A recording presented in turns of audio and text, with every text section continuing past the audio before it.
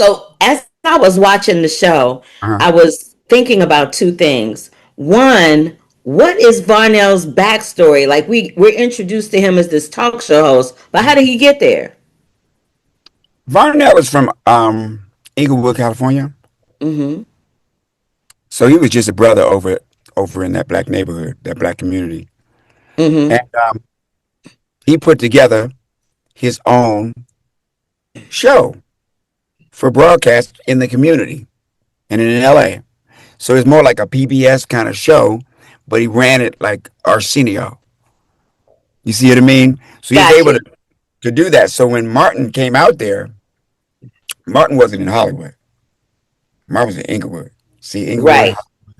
See, Got but it. he was so popular in LA, and the new networks were looking for something different.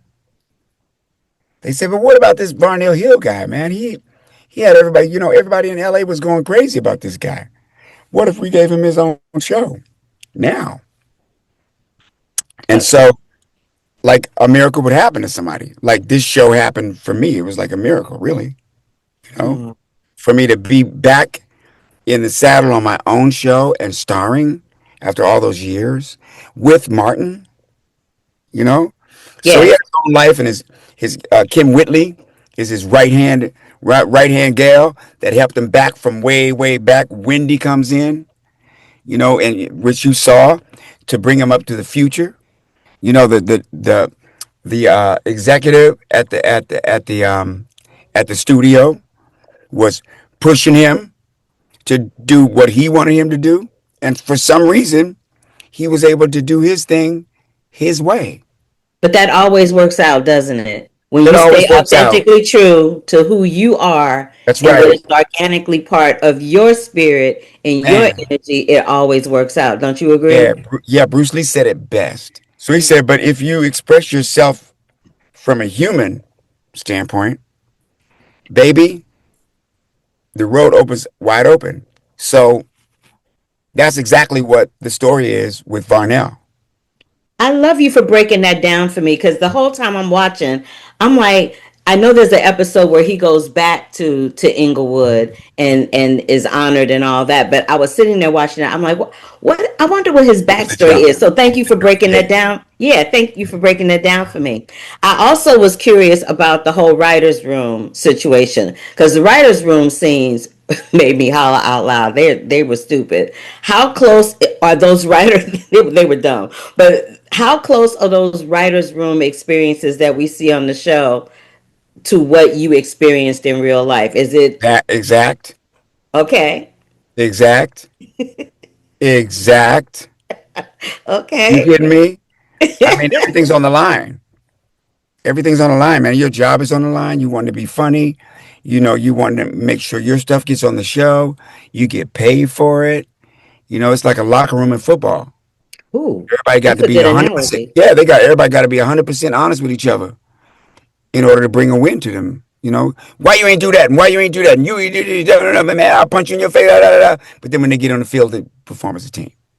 I love that. I love that so much. Another thing that hit me is, Varnell is trying really hard in the first maybe 2 or 3 episodes of the show of trying to stay relevant to keep his brand Yes. relevant, and he's fighting against that social media. He don't want to be bothered with social media. He's like, nope, that's not my thing. There was at one point I heard you refer to Varnell being on social media as a TikTok Bojangles, right? Right. And so, how does Tommy Davidson feel about the social media aspect of being a celebrity and having regular people have access to you, or Um. curating your brand around that? Right. Right. It's one of those things in life that you have to come to expect. I mean, come to accept. I don't like getting traffic tickets. I don't like getting a speeding ticket. But I want to drive. Mm. You know what I mean? So I got to pay to play. If a cop comes to me and say your headlight was out and give me a ticket, I'm like, all right, man. That's cool. I can pay the ticket because I'm on my way to my job. You know what I mean? So you're not going to have the ideal situation, but you got to remain in forward motion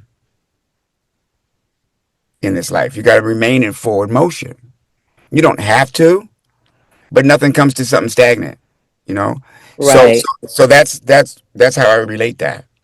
One last question in a little bit of time I have left. What would you say is the biggest difference, other than social media, because obviously that's a huge difference, between being a stand-up comic when you started and what's happening now?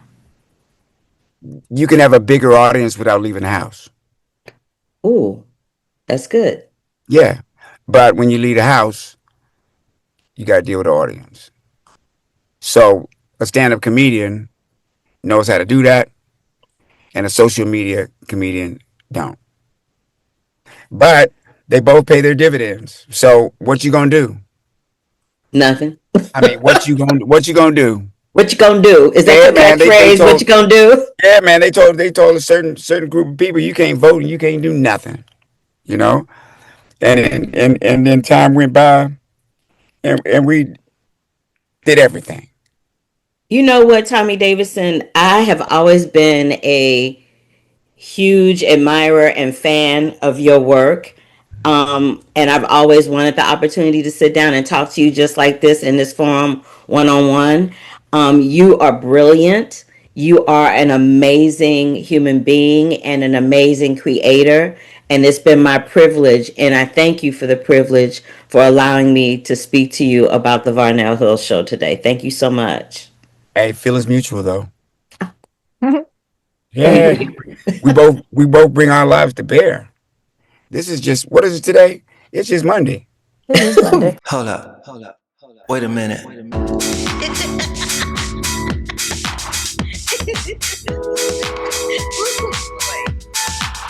I wish you love, peace, and hair grease. Love, peace, and hair grease, y'all.